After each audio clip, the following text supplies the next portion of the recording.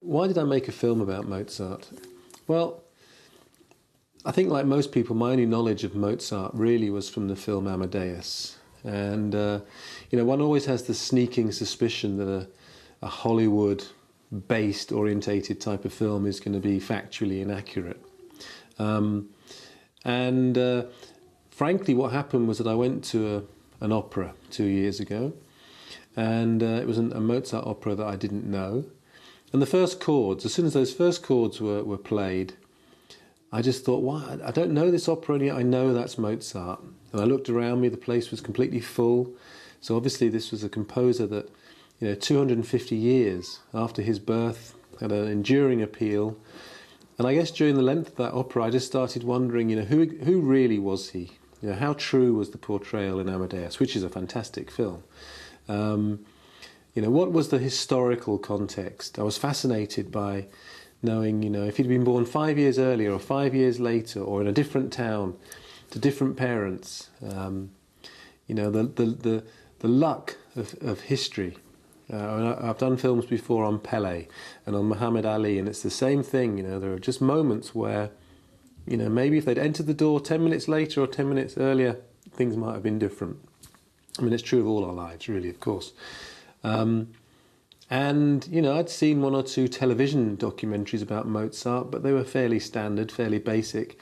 And I wanted to do something that really told the story from start to finish in as much detail as I could fit in, really, to a 2-hour film. Yes, it's a huge subject.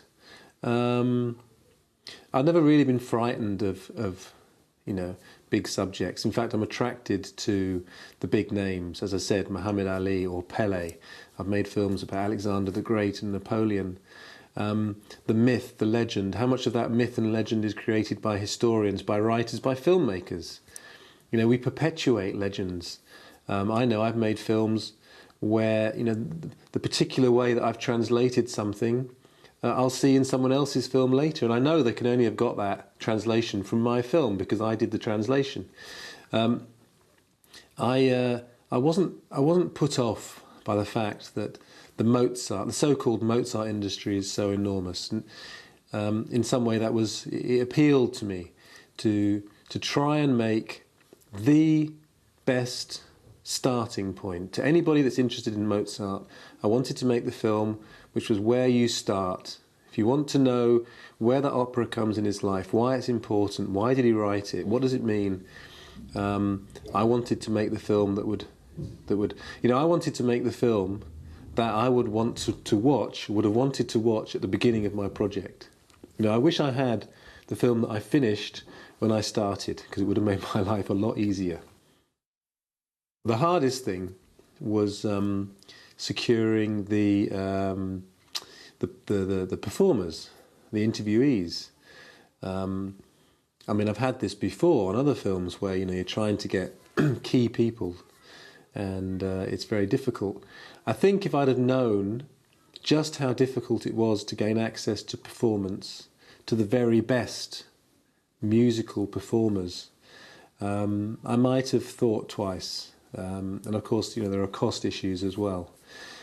In a way, my naivety, because I didn't really know the world of classical music at all. I didn't know very much about Mozart. I didn't know very much about the classical world, the world of opera.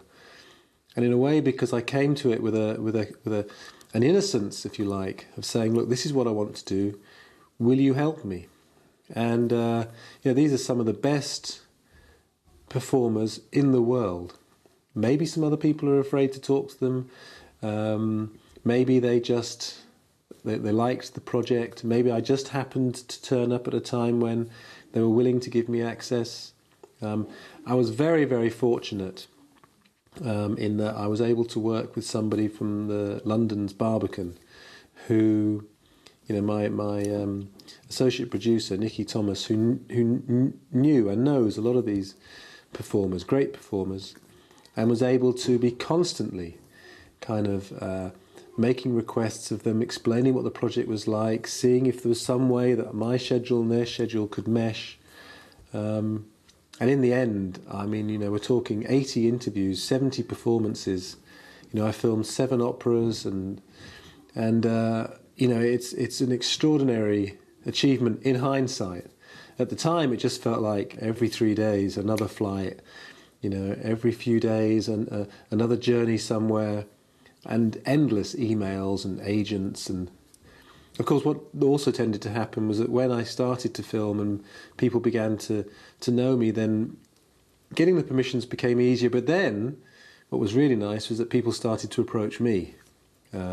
We've heard about your film. We think it's great that someone's trying to do such a film about Mozart. And if you'd like, we'll play this for you, or we're doing this concert in so and so, and would you be interested? So it was long and difficult, but the final thing I'll say here is I allowed myself time. I told myself that if this project was going to take 2 years, then let it take 2 years, because I have to live with it for 20 years, and I hope the film will still have a value in 50 years. There's no point rushing it. Television, particularly, more than cinema, but television just wants to do things so fast that sometimes it's a complete waste of time and money, because you're not doing things properly. The artistic decisions that I made making the film were... I'm a great one for believing that the most important part of any film is the story. And, too often you see that the director or other parts of the creative team are trying to, make their point, show off a little bit, make a statement, despite the narrative. It works against the narrative, works against the story. And, in some ways I've taken a very straightforward approach to this subject, which is chronological, tell the story. He's born here and he dies here. And I have no regrets about that at all, because I think it's a complicated story, it's a complicated, extraordinarily full life. And if I'd played with the chronology, if I had made the audience work a little harder to understand what was going on, I think you would have lost information. Clearly, one could have made a film that was more evocative emotionally, or maybe I could have focused on one piece alone and told the whole story through the writing of one piece. There's room for that, and that would make a perfectly decent film, I'm sure. But, I wanted to start with the music. We made a list, 70 or 80 pieces of music that we felt were relevant and important. And then it was a question of somehow getting to film them, if not filming them, at least getting a good recording of them, and then going on the journey, trying to shoot things as well as possible, record things as well as possible. Clearly, I've worked hard to make the film flow, particularly in the cinema. In television, slightly different because there are commercial breaks and different lengths. But I mean, the overwhelming artistic decision was let the story tell itself. Try to work out what Mozart did, when he did it, why he did it, who he did it for, and it's such a fantastic story. I don't really need to get too involved. Just tell the story well. How long did it take to finish the film? Well, it took 2 years. Really, actually a little bit more, almost 2.5. It took a long time to do the reading, do the journeys, travel to all the countries that he went to, Italy and Belgium and France and Britain, of course, and Austria. And, there's 10 or 11 countries I had to go to make that list. You got 70 or 80 performances to go and film all those. 7 operas I had to film. It was a delight to do so, but all these things take time. I filmed in Prague last January. It takes time to organise. I went over to see them, talk to them. When would be a good time to film? When's the cast at its best?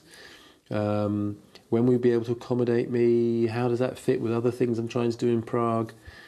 Multiply that by 60 or 70 and you can see that it's very difficult. Some of the performers were happy for me to film a rehearsal, others preferred the performances. It chopped and changed. And of course I'm looking for performances of particular pieces too, so It's not like I'll do anything. It's I want a particular bit of an opera, or I'd like to get that person singing.